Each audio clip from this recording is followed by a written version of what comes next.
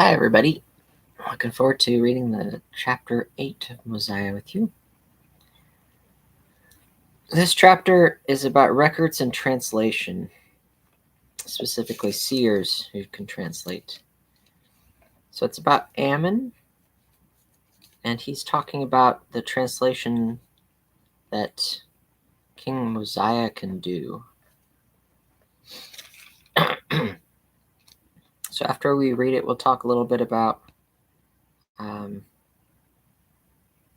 what it means that King Mosiah is able to translate ancient records. The interesting corollary is that this book, the Book of Mormon, was also a translated record. And it was translated by the power of prophecy and seership of Joseph Smith. So that's another thing to think about. What does it mean that a prophet can translate an ancient record? Is it possible that someone could translate an ancient record today by the power of God? Because we usually think a translation is a studious effort, that someone must be educated, learned, as they say, to know the characters, know the language of the past. What if nobody knows the language of the past? Can it still be translated? Well, you have to do a little more scholarly effort. You have to find a Rosetta Stone or something. But not so with prophetic translators. And why is that? So we begin in chapter 8. It's about 121 BC. Still in the center of the Book of Mormon time period, you might say. And it came to pass that after King Limhi had made an end of speaking to his people, for he spake many things unto them, and only a few of them have I written in this book. He told his people all the things concerning their brethren who were in the land of Zarahemla.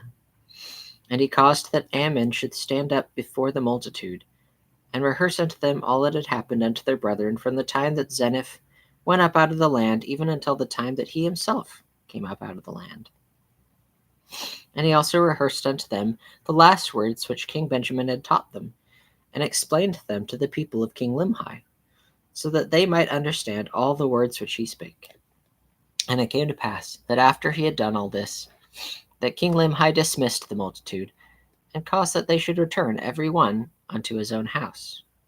I suppose the Book of Mormon translation, and also King Mosiah's translation power, coming from God, it doesn't have to have a physical material cause.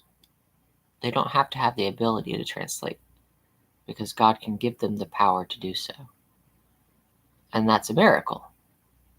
So if you believe in miracles, like the Bible teaches that there are miracles, how could the waters have been parted of the Red Sea? How could Sarah have had a child after menopause? She was past the time of conceiving children. She didn't believe she could have a child. But the angel said, your wife's going to have a child. And we'll come back when it happens. And, okay, well, how was there a birth of Jesus Christ from a virgin? All of these things are impossible to the mortal man's perspective, but not to God. And so we have to ask ourselves, what is the nature of miracles? Why do they occur? What can happen to me, to us? And how does it happen? If not God,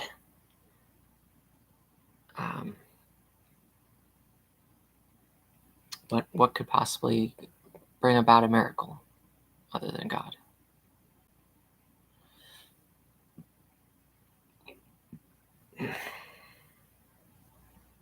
I don't understand the miracles that occur, but I know that they do, because of my faith in the scriptures. I don't know how to say that to anybody other than those who believe already, because it doesn't make sense without belief in a miraculous being that can save all men, who could create a man out of the dust of the earth, And some people think that's a metaphor for evolution, but it doesn't have to be because of because miracles do happen, so that God can create a man from the dust of the earth, our first father.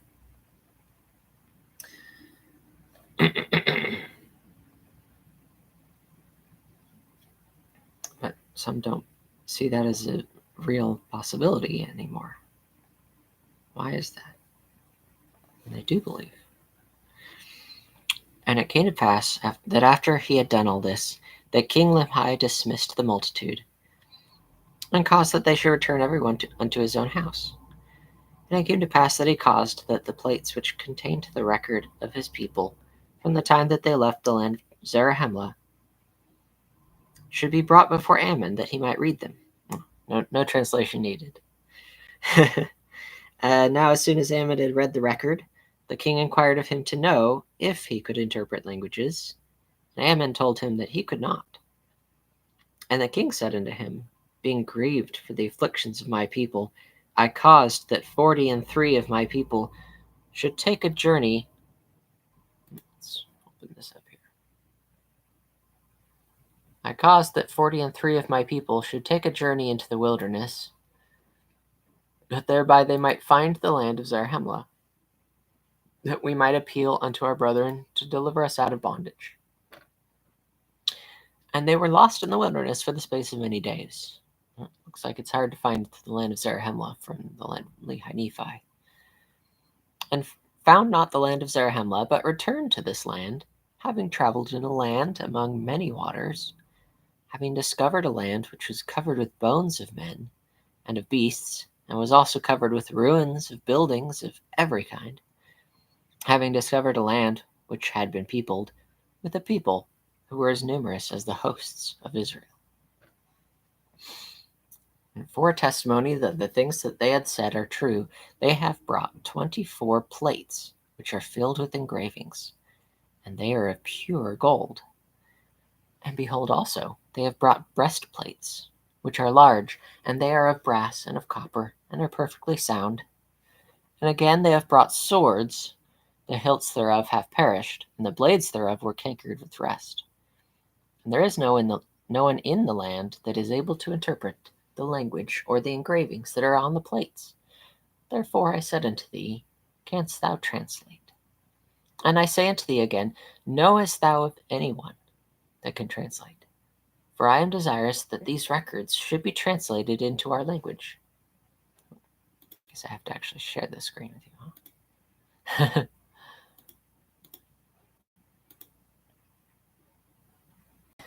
There we go. And I say unto thee again, knowest thou of anyone that can translate? For I am desirous that these records should be translated into our language. For perhaps they will give us a knowledge of a remnant of the people who have been destroyed, from whence these, or perhaps they will give us a knowledge of this very people who have been destroyed. And I am desirous to know the cause of their destruction. Now Ammon said unto him, and you might be wondering, what are these plates? What do they have to do with the story here? They don't. But they are very interesting in themselves. Now Ammon said unto him, I can assuredly tell thee, O king, of a man that can translate their records, for he has wherewith he can look and translate all records that are of ancient date. And it is a gift from God. And the things are called interpreters. And no man can look in them except he be commanded. No, wait. Oh, I thought there was no physical means. I thought it was just God directly giving power. No, there is something called a Urim and Thummim, or interpreters. But they're created by God, and the power to use them is given by God. So the miracle has some nuance. And no man can look in them except he be commanded, lest he should look for that which he ought not, and he should perish. And whosoever is commanded to look in them, the same is called seer. Perhaps the closer we look at miracles, the more we see that there is nuance. There is a reasonable path from no power to having the power to create a miracle. For example, when Jesus healed the blind of his sightlessness, he used a piece of clay sometimes, rubbed it on his eyes. He could have done it without a piece of clay, right? We don't know. What was Jesus' reasoning for using clay?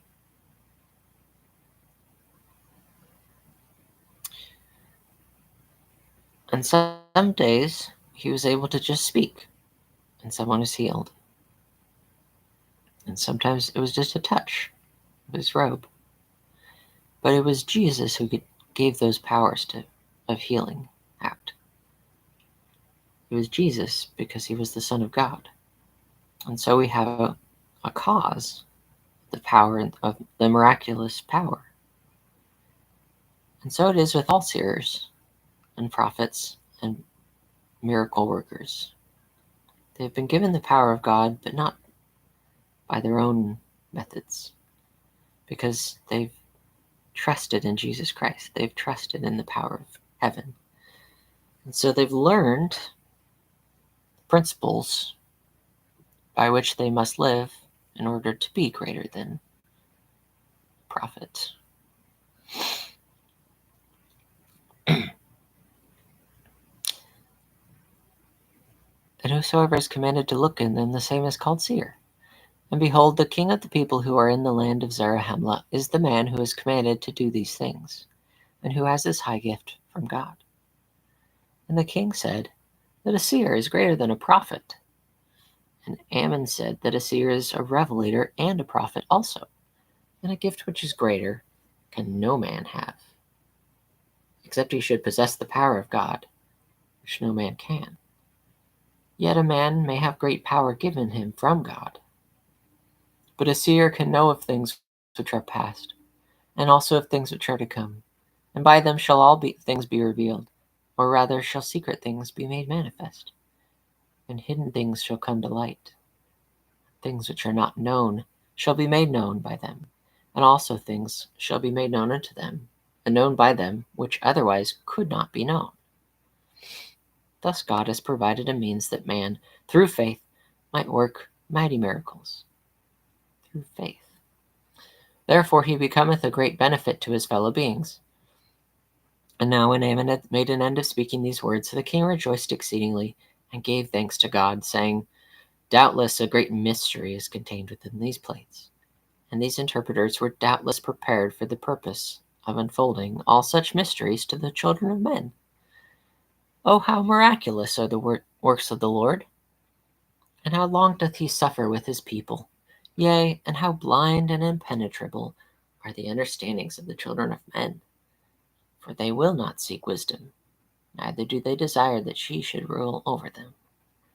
Yea, they are as a wild flock which fleeth from the shepherd, and scattereth, and are driven, and are devoured by the beasts of the forest.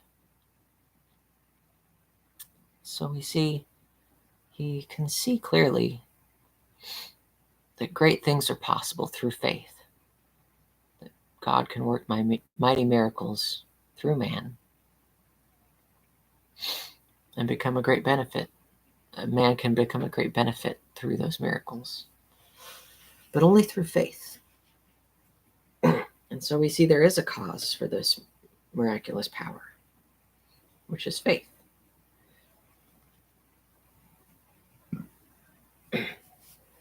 But men do not seek wisdom. They don't seek faith. They don't seek God. And why is this? They're as a wild flock fleeing from the shepherd. Jesus Christ is the shepherd. Why do we seek the things of men and not the things of God? because we have faith in them. We believe in science. We believe in what we've seen in our lives. The power of man to create a job or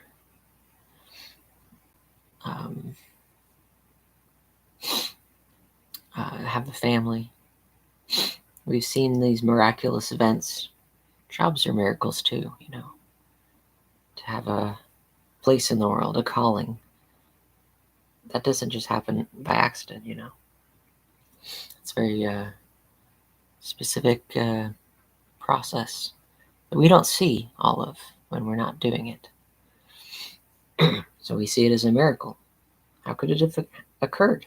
I was looking the other direction, and all of a sudden my friend has a job. It's as though it was. And in fact, maybe many things are miracles that we call just part of everyday living. Maybe it's a miracle that I can speak to you today. You didn't expect me to know how to speak, except you did, because everyone seems to know how to speak. But that came about through a long time of study and effort. Well, 3 years or so. Whatever it was in the childhood era of my life. Now was I born? How did I come about? All of these are miracles that have physical causes that we know about. Well, what's a spiritual cause? What's faith have to do with working a mighty miracle? Well, it comes through Jesus Christ. And who is that? So there's this journey you have to take to learn wisdom, to grow in Jesus Christ. That's the beginning of wisdom. That's the beginning of growing into the principle of revelation. That God can connect with you to make you a prophet. You can be greater than a prophet if you're a seer. A seer is a revelator and a prophet also. So these are the lesser gifts. A healer is a lesser gift. A seer is greater than a prophet because he is a revelator and a prophet also. And God has the power of God. He has all the power. And man can't have that power until he becomes like God, until he leaves this life. There's a great many things to learn in the unfolding of all these mysteries, the children of men.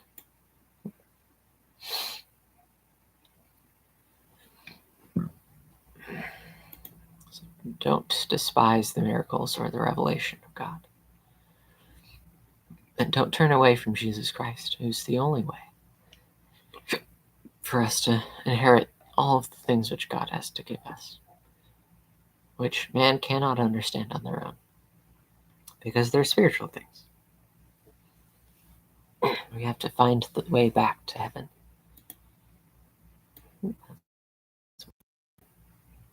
All right, well, I've gone on far too long, I suppose. Far too much topical. I feel the need to repent of my thinking I know what to say to these people, in this story. But thanks for reading. Thanks for listening.